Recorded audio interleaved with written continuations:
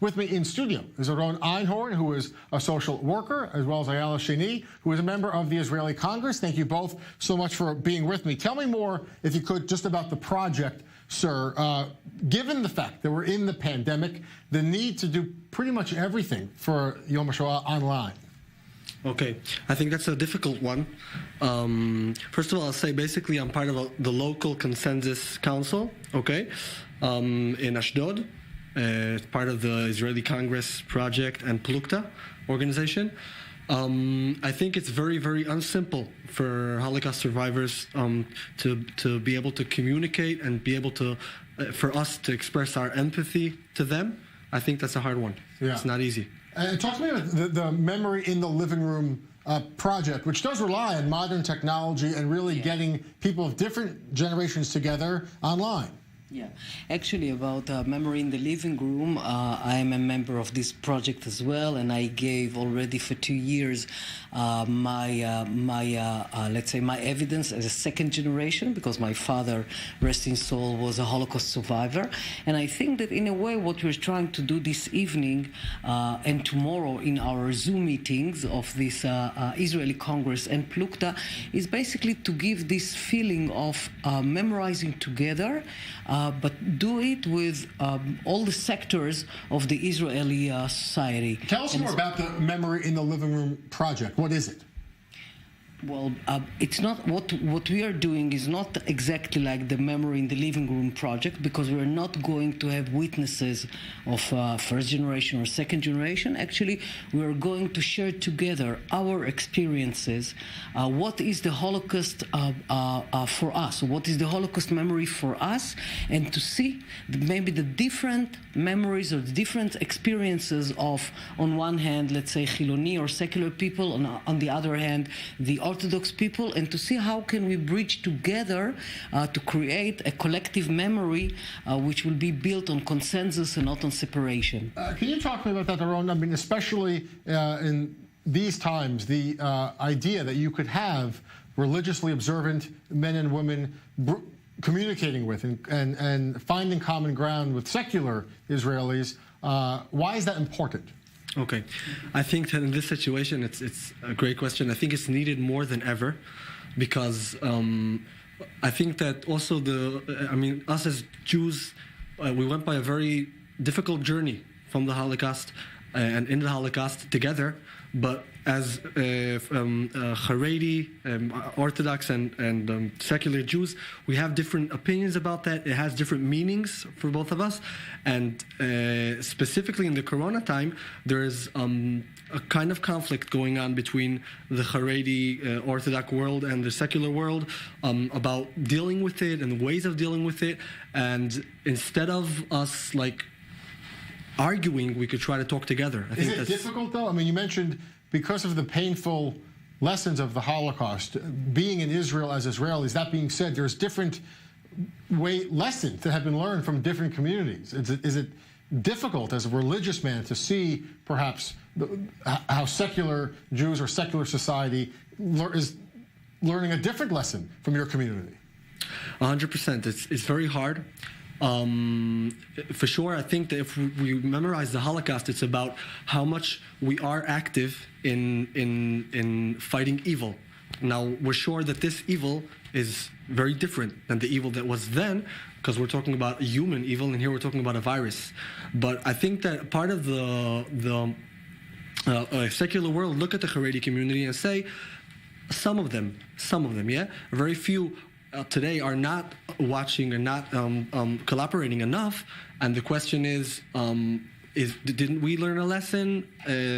Don't we have to try to be more active? But I will say that most of the Haredi community today is collaborating, and that's something that's not always understood in the secular world. In recent weeks, Eilah, is it when we have seen parts of secular Israeli society point accusatory finger at Haredi communities of Israel, saying that you're violating the protocols, you're endangering health, praying together, having large outdoor minyan, keeping synagogues open or yeshivot open. We see ultra-Orthodox communities blaming secular society. You guys are out jogging on the beach, you're running together and exercising, you're having demonstrations, you're crowded together out in public and shops that shouldn't be open in the first place. There's a lot of blame to go around.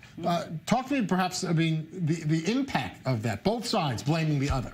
Yeah, well, if you are into the blame game, so then the Israeli society is being torn apart into its sects or groups, and in that way you cannot create any consensus, and you cannot go together to joint purposes or aims that I'm sure that we have, Haredi and Chiloni, together. And also I want to say that sometimes this blame game, is a tool, let's say, in politics or for politicians, because by that they can gain more political interest or political gains, and we, the common people, the people who meet each other in Bnei Brak and in Vodetיים and in Ramat Gan, and that we have business together, and in Ashdod and in many places, we want to live together and to find ways how to do it. But even now, even today, there's pushback against the rolling back of some lockdown procedures in some ultra-Orthodox towns. There's criticism of the way Tel Avivians are living. Yeah, criticism is not a bad thing, and an open society should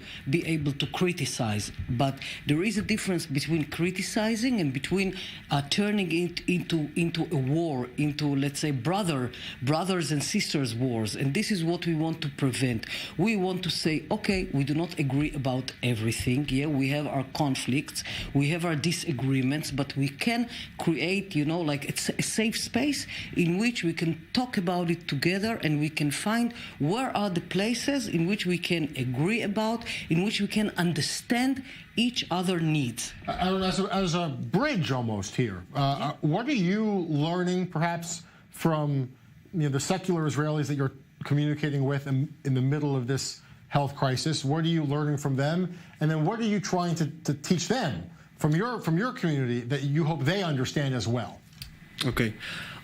First of all, I think that I really respect the strict view of being careful with the rules. I respect that very much. And I say that many Haredi people respect that. But on the other hand, if we are talking about conflict and extremists trying to take this conflict and make it into a big fire, okay? I think we have to be the older people and putting a sense into this. Basically, what I'm learning from the secular world is how you deal, and you're active in one hand. But I'm saying on the other hand, what happened to Haredi community is very tragic, because we're very, and it's very rare in the modern world. We're very social. We live together. Physically, we live together. We meet a lot of people every day, and that in regular times gives us a sense of resilience. And that's very hard. It's very difficult.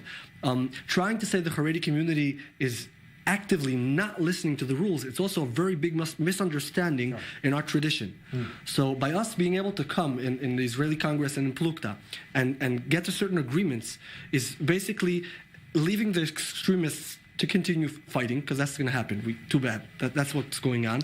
And letting all the people that are in the middle having a deep conversation of our conflicts and things that we do agree together. Very interesting. And again, I'm about to enter this very dark and solemn commemoration. Thank you both so much for being here and explaining more. Great to have you both. Thank you so much.